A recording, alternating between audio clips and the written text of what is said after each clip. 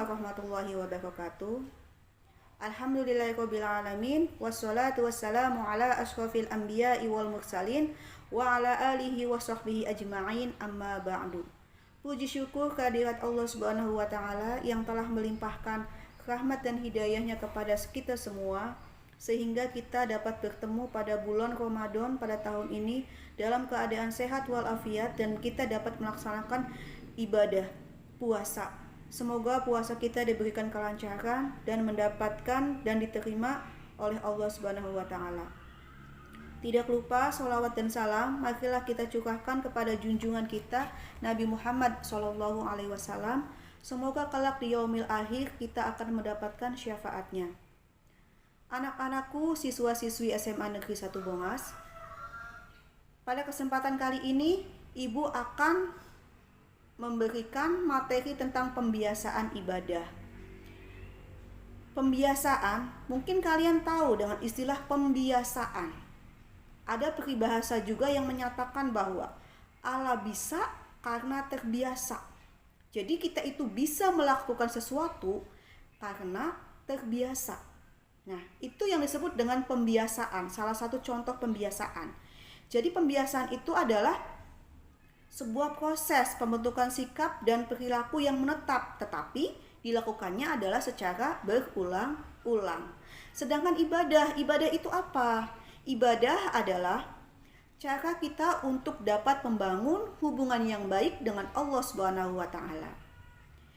Ketika kita dekat dengan Allah, maka kita akan memiliki motivasi yang baik untuk hidup sesuai dengan ajaran agama Allah Subhanahu wa taala.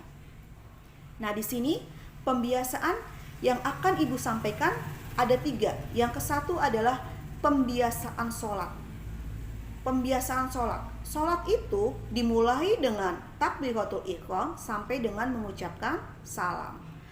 Anak-anakku semua yang usianya sudah 14 tahun ke atas, apakah kalian sudah melaksanakan sholat 5 waktu? Nah, jawabannya ada pada diri kalian masing-masing. Ada suatu hadis yang menyatakan bahwa suruhlah anakmu untuk melaksanakan sholat ketika usianya 7 tahun dan pukullah ia ketika tidak melaksanakan sholat pada usia 10 tahun. Hadis itu jelas menyatakan pembiasaan sholat. Jadi untuk melaksanakan sholat tidak langsung 10 tahun, usia 10 tahun, atau tidak langsung usia 14 tahun di usia kalian. Jadi pembiasaan sholat itu dimulai, kalau sesuai dengan hadis, dimulai ketika usia 7 tahun. Nah, mungkin kalian juga sudah pernah mengalami di usia 6 atau 7 tahun.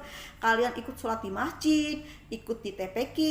Nah, nanti ngajinya itu berangkat di waktu maghrib dan pulang di waktu isya. Nah, di situ kalian sudah membiasakan sholat selama 2 waktu.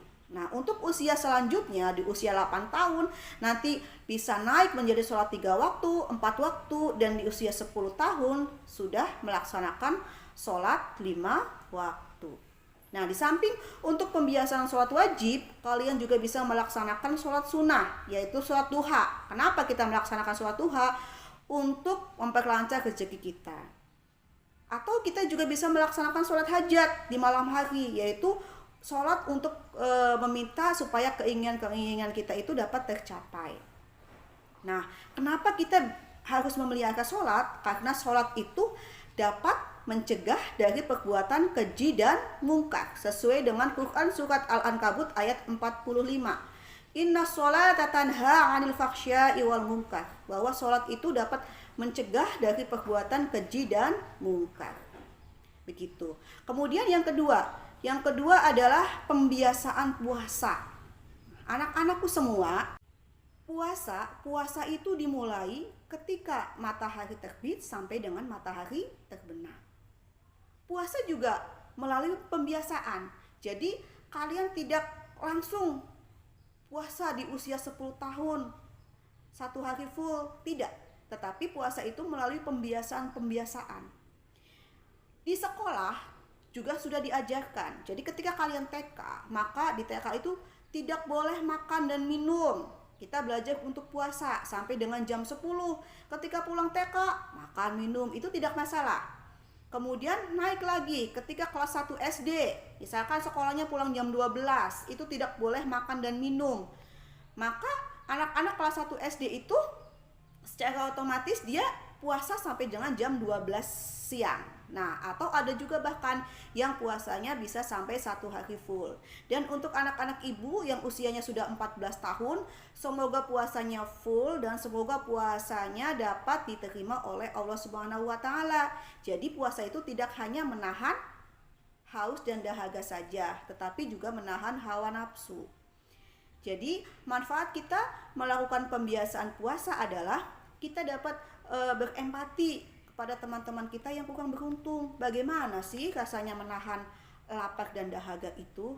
Nah, kalau misalkan kalian sudah bisa melaksanakan puasa wajib, bisa juga kalian dibiasakan atau pembiasaan untuk saum atau puasa sunnah.